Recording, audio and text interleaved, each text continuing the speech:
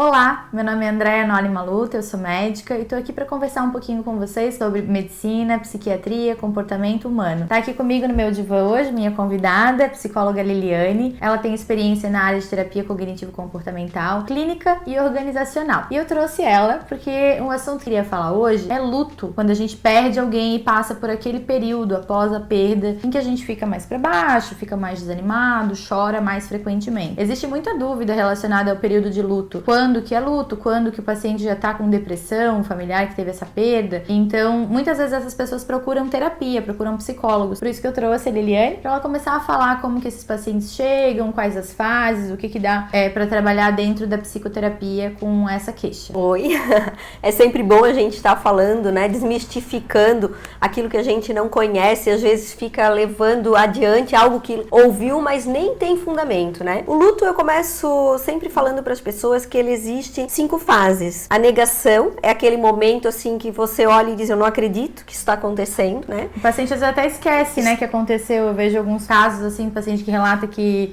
continuou colocando lugar na mesa para aquele familiar, né? O cachorrinho morreu, continuou botando a comida, daí que se lembra que não tem mais ele. Bem negação mesmo, e assim, isso é né? negação, porque enquanto eu nego, isso não existe. E aí vem todo um processo, né, Andréia? Porque daí assim, se eu nego isso não existe, como que eu vou trabalhar e tratar essa questão, elaborar isso dentro de mim, né? E a negação é um mecanismo de defesa, né? Um jeito Sim. que a nossa mente deu naquela hora pra não lidar com aquilo. Pra não aceitar então, aquilo. Aí que bom que vão vir as outras fases, né? Então essa negação, quando a gente começa a perceber isso, ela vai passando a desenvolver uma certa raiva, uma frustração, né? Aliado a tudo isso, não necessariamente, gente, eu acho importante dizer que isso vem assim tão claramente. Isso tudo é dentro do cérebro. Sim, às vezes as fases também vão se sobrepondo, a pessoa pode ter sintomas de negação e de raiva ou meio parecer junto, né? que a última fase logo veio. Não, eu não tive essa negação.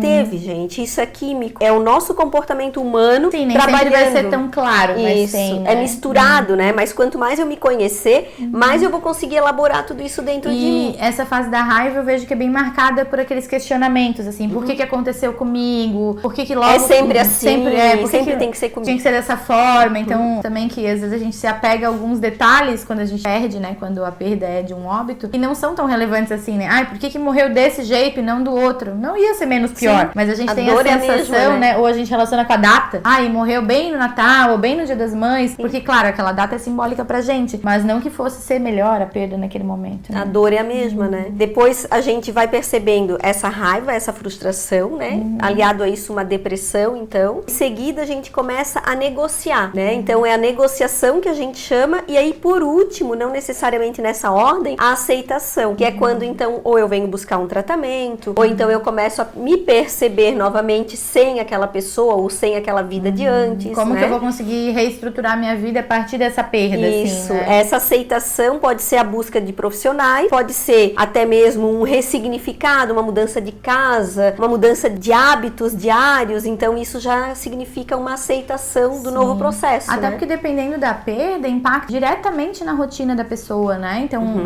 cada um vai sentir de um jeito também, mas é muito diferente você perder pai e mãe quando pai e mãe fazem parte da sua rotina, você toma café com eles todo dia ou passa na casa deles diariamente, do que quando você não tem essa coisa tão frequente. Às vezes a gente vai sentir coisas diferentes. Sim. Normalmente, quando é um familiar mais distante, a gente acaba às vezes sentindo muita culpa por não ter estado mais perto, né? Isso, E quando tá muito próximo, sofre pela ausência realmente da rotina, de não ter mais aquele convívio tão próximo e tão íntimo. É interessante colocar que a falta de elaborar, né, dessa elaboração, vai chegar no mesmo contexto que é a culpa, o arrependimento ou as dores num todo. Então é isso que a gente vai trabalhar daí dentro da nossa profissão, no caso, Sim. né? Às vezes, né, os pacientes que estão passando por um período de luto, como choram muito ou começam a ficar muito indispostos para as atividades do dia a dia, muitas vezes as famílias trazem para avaliação psiquiátrica alguém que está passando por um período de luto, tá chorando mais ou muito indisposto para as atividades do dia a dia, a família fica preocupada que seja um quadro depressivo. Então acho que é bem válido trazer para avaliação, porque pode ser. Os nossos livros diagnósticos, né, que seria o CID e o DSM, eles colocam meio que um prazo, então de 4 a 8 semanas após esse período seria um luto complicado quando a pessoa não faz todas essas fases, ou se a pessoa fechar critério, um transtorno depressivo. Eu não gosto muito, os pacientes me perguntam até quanto tempo é normal chorar ou ficar triste, e eu digo que não tem exatamente uma regra, Sim, né? A pergunta é o que é ser esse normal, né? Eu acho muito complicado a gente colocar colocar uma regra, Sim. porque assim, como a gente tá falando, as relações elas são Depende da diferentes relação. pra cada pessoa. Então assim, e o fato de você chorar 2, 3 meses após a perda da sua mãe, por exemplo, não necessariamente significa que você tem depressão, né? Eu brinco, conhecia a tua mãe há quantos anos? Né? E aí em 4, 8 semanas você tem que estar ótimo, você não pode mais chorar. Então eu acho que é muito pra tentar enquadrar mesmo uma questão mais médica, diagnóstica, né? E acho que a gente tem que avaliar cada caso de forma individual. Então realmente, se você conhece alguém que tá passando por um período de luto, parece, né, que não tá fazendo essas fases, ou que tá sofrendo além do que seria o esperado, traga pra avaliação ou para tratamento psicológico. Eu brinco sempre que não importa por onde você vai começar. Comece por um profissional de confiança. Se você tem um psicólogo, que você teve uma indicação legal, ou se você teve um psiquiatra de quem você tem uma indicação boa, procure esse profissional, até porque o bom profissional, se ele vê que a demanda não é pra ele vai encaminhar, orientar, né? O psiquiatra para o psicólogo, ou o psicólogo para o psiquiatra, mas o acompanhamento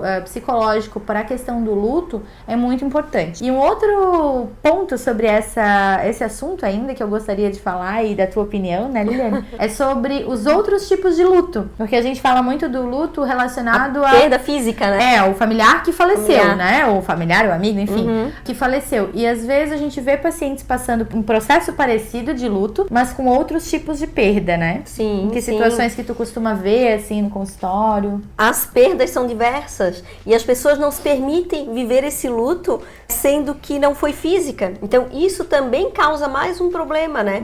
Porque eu não posso sentir dor. Parece que aquele término ou de um relacionamento ou de a perda de um emprego que você estava lá habituado, ou uma cidade que você teve que mudar. Às vezes até algo bom. Existem essas fases. Por exemplo, acho que as pessoas não entendem muito essa questão do luto para outras coisas. E eu sempre gosto de explicar que, por exemplo, assim, não morreu a pessoa, mas morreram os sonhos relacionados àquilo, né? Seja o emprego, seja o relacionamento amoroso, seja realmente uma mudança grande. Então, às vezes o processo pode ser tão doloroso quanto a perda física de alguém. Algo bom, por exemplo, o final de um curso, de uma graduação, que, poxa, você passou 5 anos trabalhando aquilo, né? Com aquilo ali. Era a tua vida durante 5 anos, foi aquilo ali e agora. E se não foi bem preparado, vai acontecer. O luto acontece, lógico, né?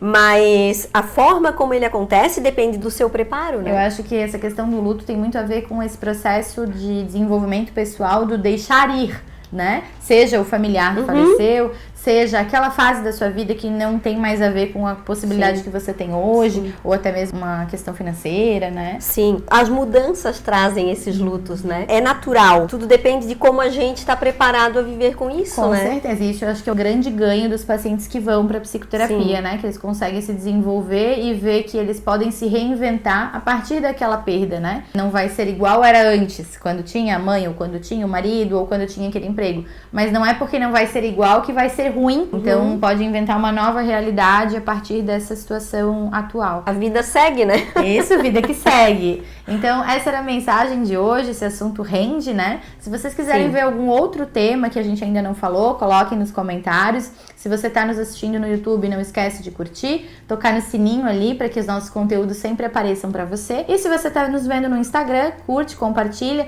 Vamos disseminar os conteúdos do bem, levar informação para ajudar mais pessoas. Por hoje era isso, agradeço a tua presença, um abraço e até o próximo vídeo. Vamos viver melhor, né? Com certeza.